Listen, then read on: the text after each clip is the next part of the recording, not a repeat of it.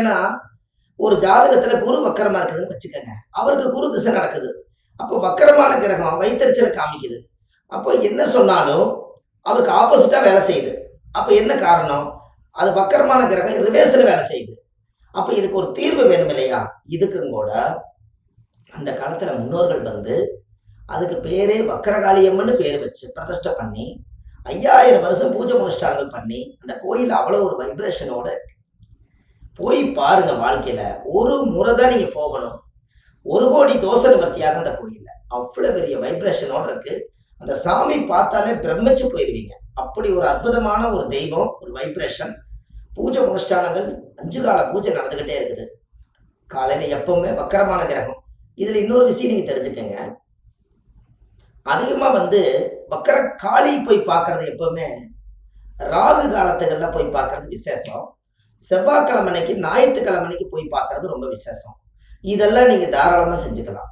எனக்கு எந்த கிரகம் வக்கரமா இருக்குதோ, குரு வக்கரமா இருக்குது, நான் வியாழக்கிழமை தான் போகணுமா? எனக்கு செவ்வாய் வக்கரமா இருக்குது, செவ்வாய்க்கிழமை தான் அப்படியெல்லாம் இல்லை. செவ்வாய்க்கிழமையும் ஞாயிற்றுக்கிழமையும் ராகு காலங்களும் இந்த காலங்கள்ல அந்த கோயிலுக்கு போயிட்டு வந்தாலே பக்காவா வேலை செய்யும். நீங்க போய் பாருங்க.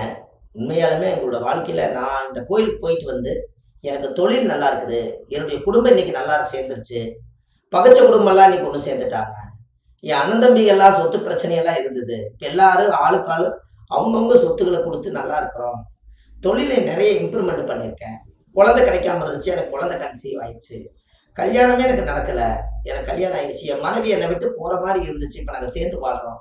இப்படி எல்லாம் நிறைய அந்த காரியங்கள் நடக்கும். ஒரு முறை நீங்க அந்த கோயிலுக்கு போயிட்டு வாங்க.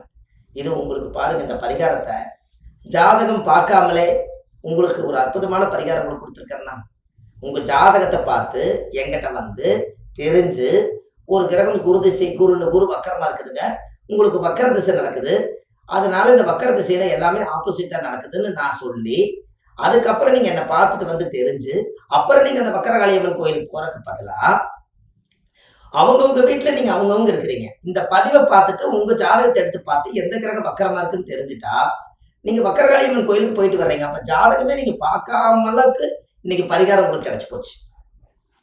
நீங்க எங்களோட ஜாதகம் பார்க்கவே இல்லை, ஆனா உங்களுக்கு பரிகாரம் கிடைச்சிருச்சு. அப்ப இது நீங்க செய்த புண்ணியம் தானே. அப்ப இந்த பதிவுக்குள்ள நிறைய காசு இல்லாத பரிகாரமும் எளிமையான பரிகாரம். சில பேர்த்துகளுக்கு ஜாதகம் பார்க்காமலே பரிகாரம் கிடைச்சிருது, சில பேர்த்துக்கு ஜாதகம் பார்க்க வந்து பரிகாரம் கிடைக்குது. அது அவங்கவுங்களுடைய செய்த பாவ புண்ணியத்தை பொறுத்து தானே. அதனால இன்னைக்கு பாருங்க, குண்டலி சித்தருடைய ஜீவ சமாதியுடைய ஆலயத்துல ஒரு மகானுடைய சக்தி, மகத்தான சக்தி. போய் கும்பிட்டு வந்து பாருங்க, அசுர வளர்ச்சிக்கு நீங்க போயிருவீங்க.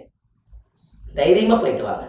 உங்க மனசுக்குள்ள என்னெல்லாம் கோரிக்கை இருக்குதோ எல்லாத்தையும் ஒரு பேப்பர்ல எழுதி 4 மூலையில மஞ்சள் தொடச்சு அந்த வக்காரகாளி அம்மனுடைய பாதத்துல கொண்டு போய் நீங்க ஜாதகத்தை வைக்கும் போது இதையும் கொண்டு போய் அங்க வச்சுட்டு வந்துருங்க. எனக்கு இவ்வளவு பிரச்சனை இருக்குது கடவுளே, இது எல்லாத்தையும் நீயே படிச்சு பார்த்து தீர்த்து கொடுத்துருன்னு சொல்லிருங்க. அவ்வளவுதான்.